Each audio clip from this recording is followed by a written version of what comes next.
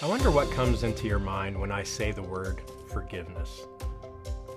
I'm just going to take a little stab at this. I have a feeling that for many of you, when you hear that word, a person comes into your mind.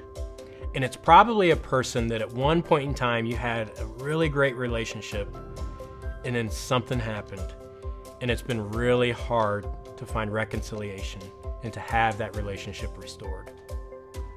A few years ago, we did a sermon series on forgiveness, and for about a month, each week I preached on forgiveness, and I don't know that I've ever had as much feedback on a sermon series as I did at that time.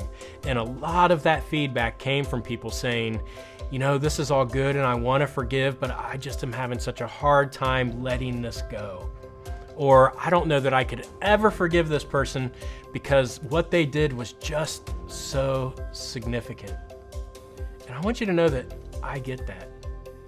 And yet Scripture's pretty clear that we have a call as Christians to forgive as we've been forgiven.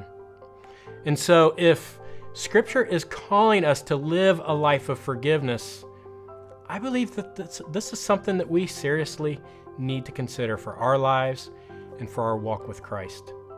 The reality of it is that when we don't forgive people, it actually has a tremendous impact on our own hearts.